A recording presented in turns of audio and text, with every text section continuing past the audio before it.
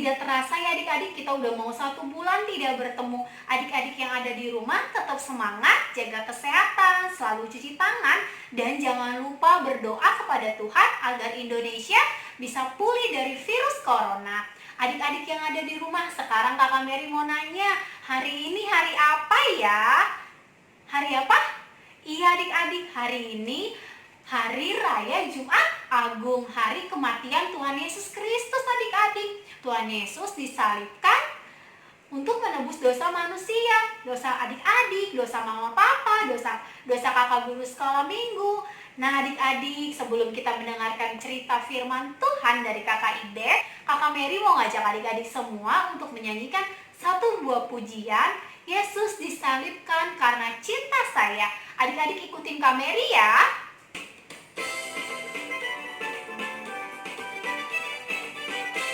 Kita akan nyanyi bareng-bareng ya adik-adik. Yesus disalib karena cinta saya, cinta saya, cinta saya. Yesus disalib karena cinta saya, orang yang berdosa. Adik-adik, kita akan angkat pujian sekali lagi dengan sukacita dan semangat ya. Yesus disalib karena cinta saya, cinta saya, cinta saya.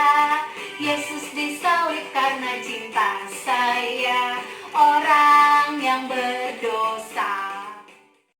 Shalom adik-adik, sebelum kita mendengarkan cerita firman Tuhan, yuk kita berdoa dulu. Adik-adik ikutin doa kakak Ibet ya. Lipat tangannya, tutup matanya, mari kita bersatu di dalam doa. Tuhan Yesus yang baik, terima kasih karena hari ini kami boleh beribadah meskipun di rumah.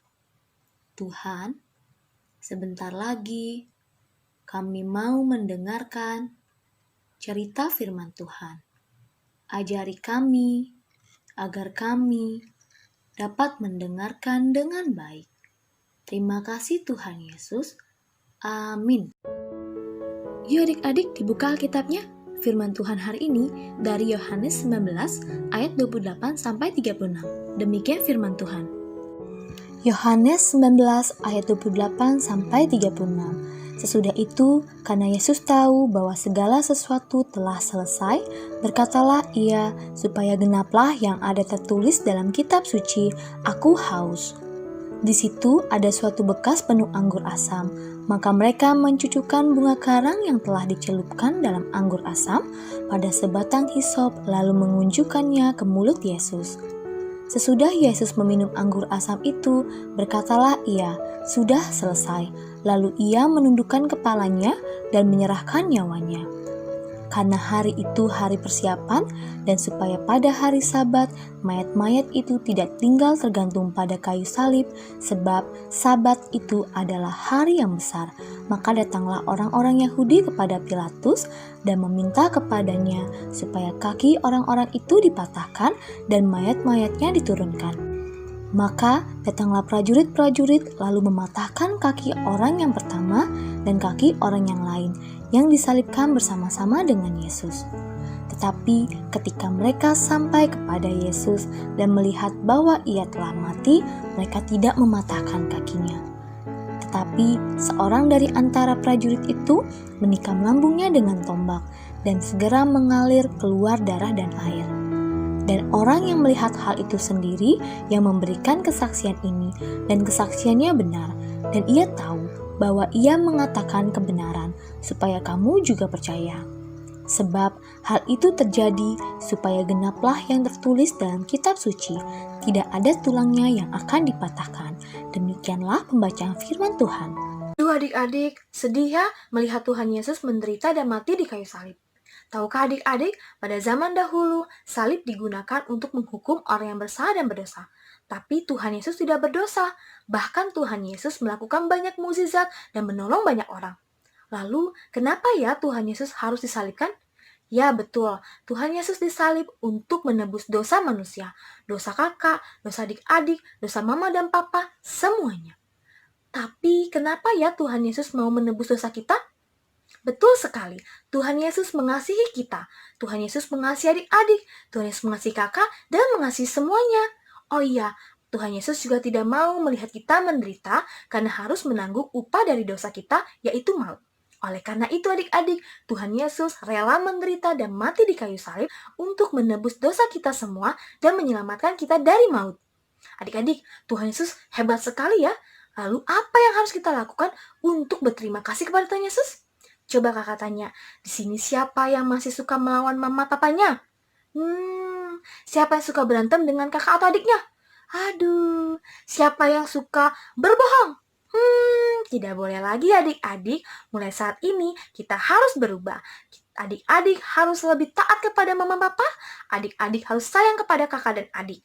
Adik-adik harus berkata-kata yang jujur, berkata-kata yang baik, dan berkata-kata yang sopan. Dan jangan lupa, adik-adik harus rajin beribadah kepada Tuhan Yesus. Oh iya, mungkin saat ini kita tidak bisa ke gereja untuk beribadah. Tapi adik-adik harus tetap beribadah di rumah ya. Adik-adik harus rajin baca Alkitab, adik-adik harus rajin memuji nama Tuhan, dan juga berdoa.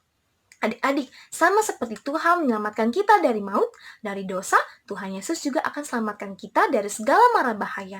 Saat ini, mungkin di luar sana banyak virus-virus corona, tapi adik-adik gak usah takut ya. Adik-adik harus tetap jaga kesehatan dan kebersihan. Terlebih, adik-adik harus rajin berdoa kepada Tuhan agar situasi saat ini boleh semakin membaik sehingga kita semua bisa pergi ke gereja dan beribadah bersama-sama. Oke, adik-adik, demikianlah cerita firman Tuhan hari ini. Yuk kita berdoa bersama-sama. Mari kita berdoa.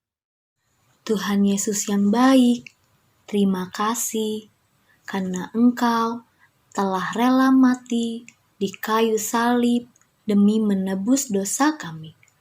Tuhan Yesus, bimbing kami agar kami tidak berbuat dosa lagi dan semakin taat kepada Tuhan dan juga orang tua kami.